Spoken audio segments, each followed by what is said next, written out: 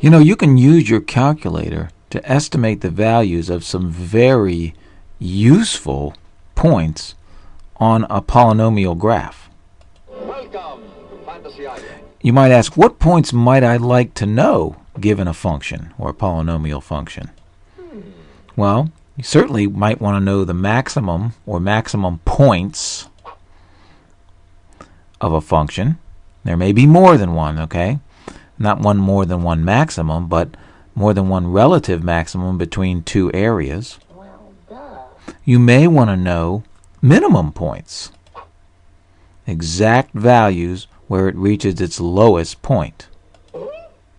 You may want to know the y-axis intercepts, like this.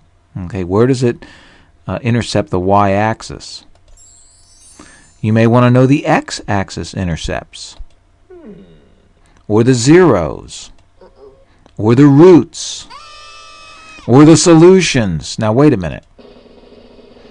What you need to know is all four of these things mean the same thing. The x-axis intercepts, the zeros, the roots, these are all the polynomial function's solutions. Okay, so they're going to be of great use to you. But note that they are called the zeros, because that's where the function equals 0. It's where y equals 0.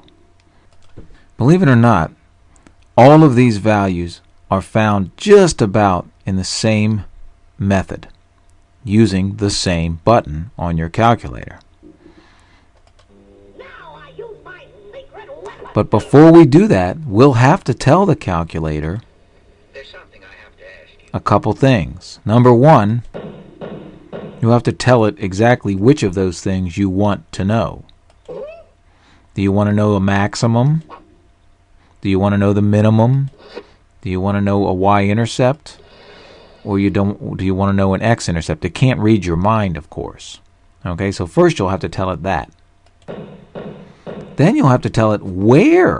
And this is very important, because that graph on that calculator, certainly the calculator isn't drawing a picture of the whole graph. Remember, the graph goes on forever. So you want to ask, what portion of the graph do you want, for instance, a minimum for? Do you want the minimum for this area of the graph?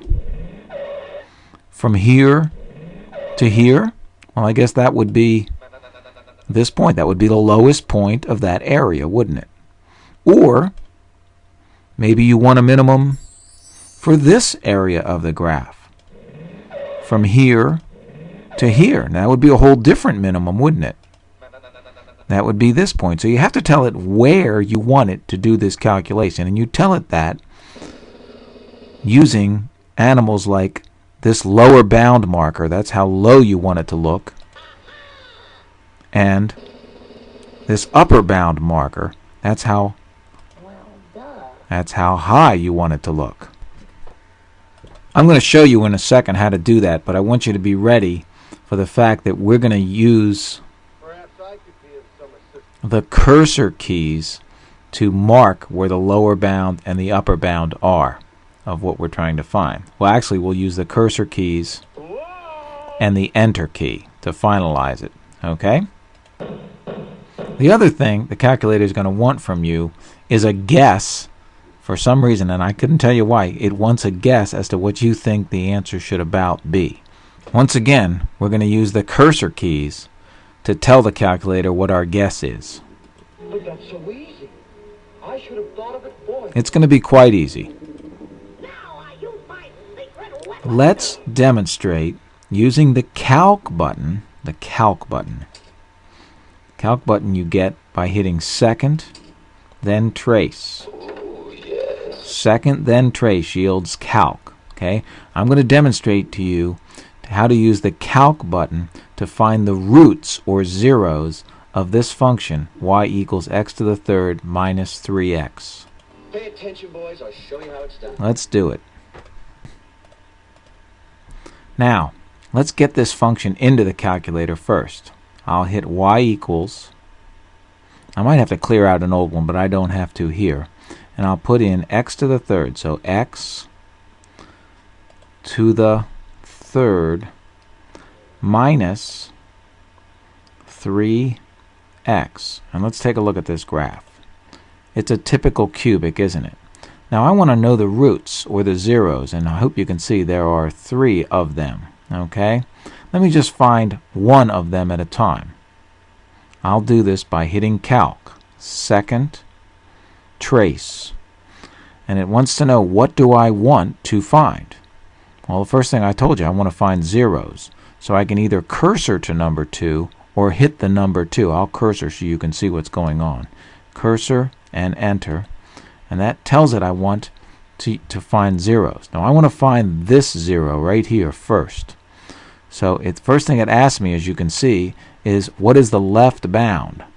I put in a left bound by cursoring. I'm going to cursor. See how my X mark is moving? I have to make sure that I'm to the left of what I want to find. I'm certainly to the left. I'm also below it, but I'm to the left of it. Anywhere to the left of it. And I'll hit enter. Then it asks me for a right bound. So I need to be to the right of what I want to find. So I'm going to hit the right arrow. Now I know I'm to the right of it. I don't want to go too far to the right, or I'll be to the right of the other one as well, and the calculator won't know which one to give me.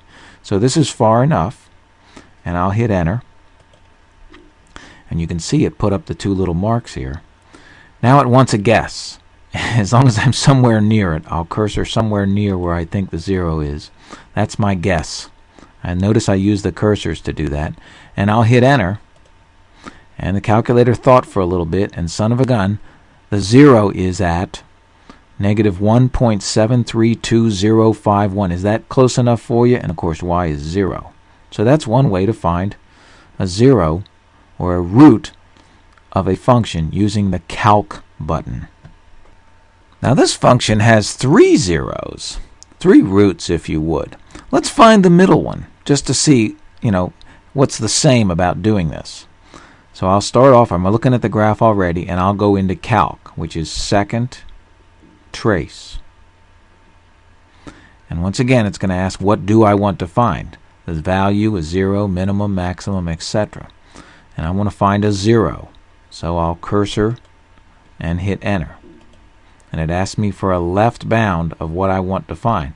In this case, my cursor is right here. I better move a little bit to the right, so that I want to find this one right here. So I want to be to the left of that. So here I am to the left of that, and I'll hit enter. Now it wants a right bound. Notice, by the way, it put up the little left wall. I want to be to the right of what I want to find. So I'll cursor to the right. Got to go a couple ways here. Okay, now certainly I can see that it's to the right of it. Probably too far to the right of it, but that's okay. And I'll hit enter. And do you see that it put up the right wall? So it's going to find any root that's between these 2 points, between this area. And then it wants a guess.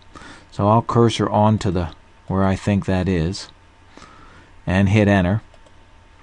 And I bet you already knew that that 0 is at 0. 0, 0. So notice that we put in a left bound, a right bound, and a guess. Okay, I'm going to clear out and get back to the main screen. And this time I'm going to find a relative minimum. What's a relative minimum of the same function? I already have the function in, so I don't have to go y equals or anything. So I'm going to hit graph, and you can see the function. Now the relative minimum is going to be right here.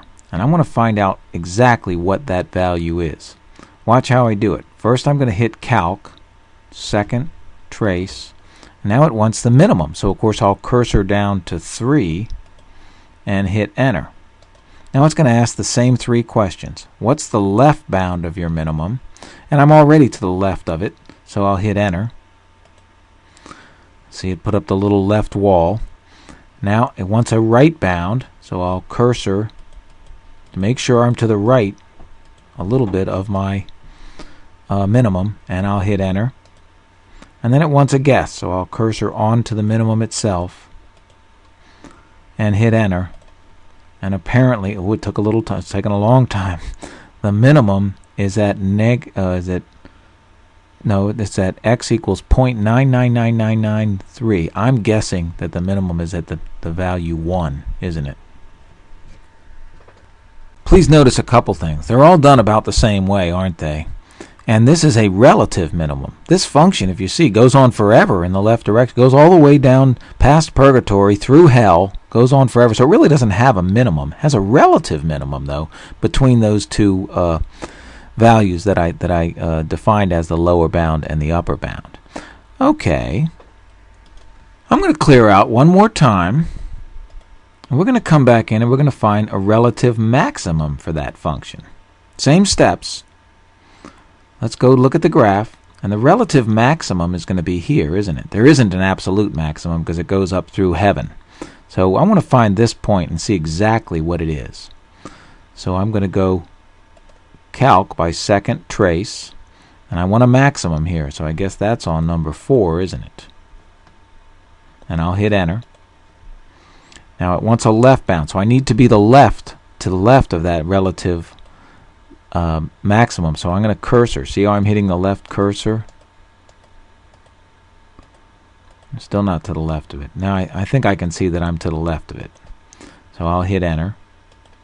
Now it wants a right bound, and I'll hit the right cursor. Make sure I'm to the right of this maximum. I'm about right on it right now. Okay, I think I'm to the right of it, and I'll hit enter. See how it's put up the two walls here. And now it wants a guess, so let me cursor on to the maximum and hit enter. And it took a little while, and it looks like the maximum is at the number -1, and the maximum value of the function is 2. That's a relative maximum. But hopefully you see that they're all done about the same, aren't they? Now you can use that same method to find intercepts, maxes, mins, roots, all the various things that are listed in the Calc menu. Well, what you need to do now is go practice doing the homework. Go ahead.